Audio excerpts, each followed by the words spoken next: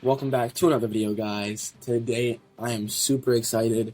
We're going to be looking at attacks from a Legends League pusher. I'm going to be breaking them down, kind of trying to see what's up with it, what these guys are doing that's making all their attacks so successful and so on. All of these attacks are from a great attacker who's pushing right now. His name is Mao. Go check out his channel. It's going to be in the link in the description below. I'll put his Instagram there too, all of that stuff. Great guy, he allowed me to use these videos, but without further ado, let's just get right into it. Alright, so he's hitting us up with an attack here. Alright, so it's looking like he's going to be running Queen Charge into Lalo with 4 Super Wall Breakers. Now that's impressive, because usually you don't see that many Super Wall Breakers in an attack. And I have to say, this is, from all the videos that I've watched, this is the attack that he uses the most. But so straight off the bat here, we can see that he used the king to create a funnel. Although here, I think he may have wanted his log launcher to survive a tiny bit longer, because it could have gotten more value, broken some more walls, maybe for his queen. But the Yetis are able to go pick up that X-bow, which is really good. A balloon on the side, a Coco Loon. Testing for traps. He breaks open the wall on the top left here. I wonder why that is. I think he wants the queen to go back out once she goes in and reaches the multi-inferno and the eagle artillery. You can see here how he's like planning everything out in advance. He's like planned this out, and these are multiplayer attacks too, so it's not as if he had that much time to think about it. Like, he only has 30 seconds to think out his plan. So he's facing an Electro Titan here. But he's not under that much fire. He's managed this Queen Charge really well now, although he needs the time to finish this attack. I'm not exactly sure. We don't have a good idea here of what time he's on, but I'd assume that, yeah, he's starting his push in now. So notice how this is almost like he's using the Royal Champion to create a funnel instead of sending it in with the Lalo, which is something that you can do as well when you're doing your Lalos, to create even more of a funnel and to send them in. Although his queen goes to ability now, but I assume he's gotten all the value he wants out of it. Notice how he like tried to protect his queen, sent in his Lalo, and sent in his Royal Champion at the same time. There's a lot of multitasking when you're pushing like this, and when you're attacking in general. And you also notice that he just packed a bunch of little small troops for cleanup after this.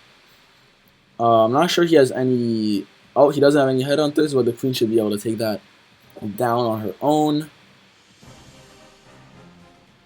Yup, he has a few minions. Alright, and this base is absolutely crushed, I have to say. But I think the main takeaway from this attack is that he was able to create a beautiful funnel on this bottom side of the base here, from the bottom to the left side of the base, that perfectly set up his balloons to just go in and destroy everything, which was very, very nicely played.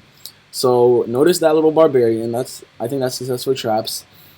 His queen, I think he might want to run her into the mortar to avoid his flame flinger getting caught by those mortar shots, because remember, the mortar can hit the flame flinger. Oh, so he's not. No, he is. The queen is perfectly distracting the mortar. Nice, well timed. So here he's running Lalo again, I'm noticing, with some headhunters and stuff. So he's pushing this queen into the town hall. Double X-bows. There's a rage tower too, so he's lucky that rage tower hasn't triggered yet. I think he's barely out of the range. Yeah, he's running his king towards the opposite direction. Although what I'm wondering is, will he wall break this king in? Because I think he wants it to go inside of the base, not just to be there to get a few buildings up. Headhunter, another rage.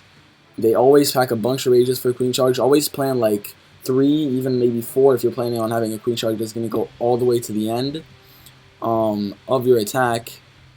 Alright, his king is walking through, so he lets the king go on the outside of the base. Oh no, he wall breaks it in. Nice multitasking on his end right here. He still has the monolith though to deal with.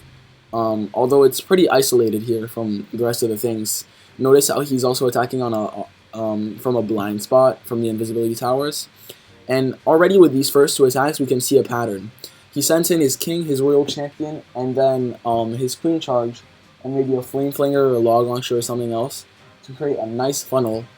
And then he sends his balloons in through the lane that hasn't been taken out by his heroes or by his funneling troops. But this attack isn't completely over yet, actually, although he does have what's inside of the flame flinger. With a Lalo, the king isn't too much of a problem, except for your ground heroes.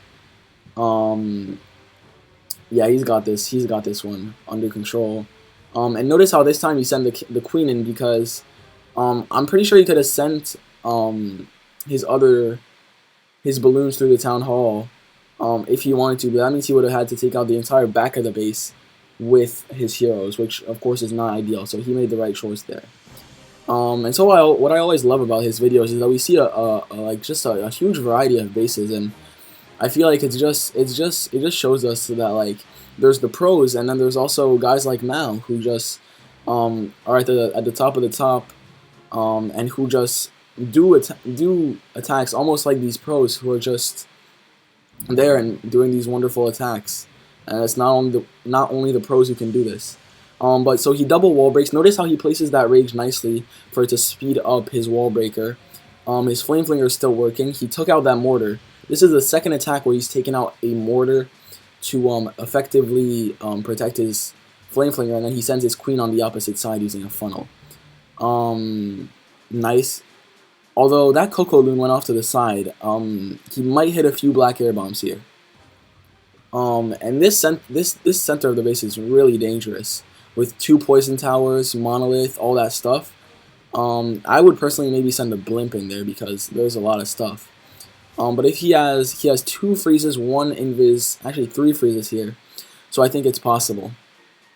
Notice how he sent in that king to again form a funnel, flame flinger on one side.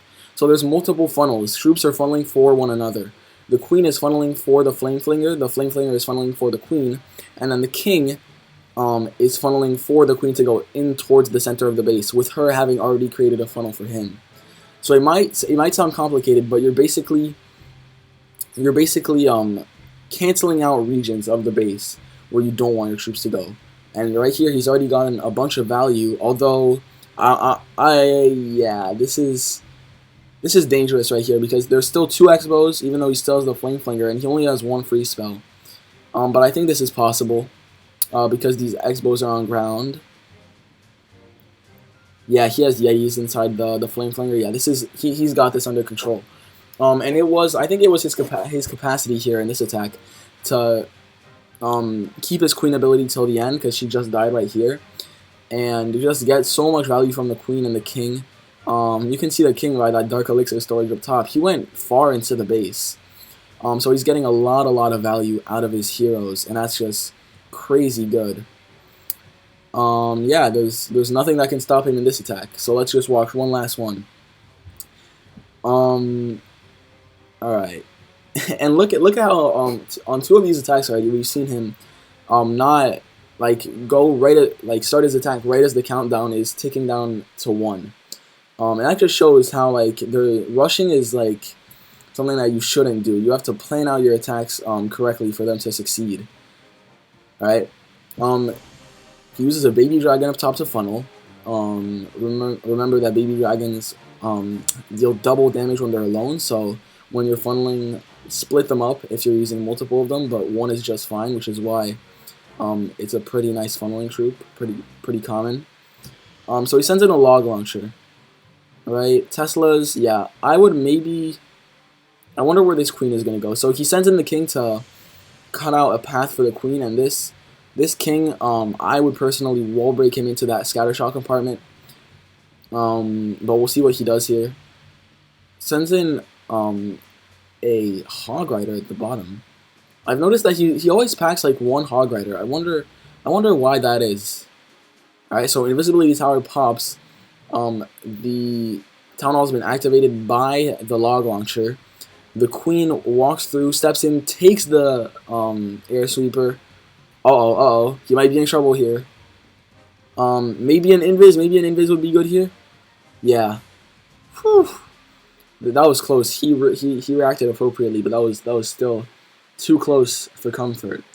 He gets it with all those. If you're arriving to the town hall at the same time as the clan castle troops are coming out, and if you're close to the monolith as well, just make sure you've packed some rages, some freezes, and some invisibilities. If you want your queen to take out at least the town hall, you're gonna need to commit something to it. Nice. Royal champion is hitting. Oh, yeah. Alright, there's still a scatter shot. I think this is going through though. Because he was able to keep that queen alive throughout the entire thing.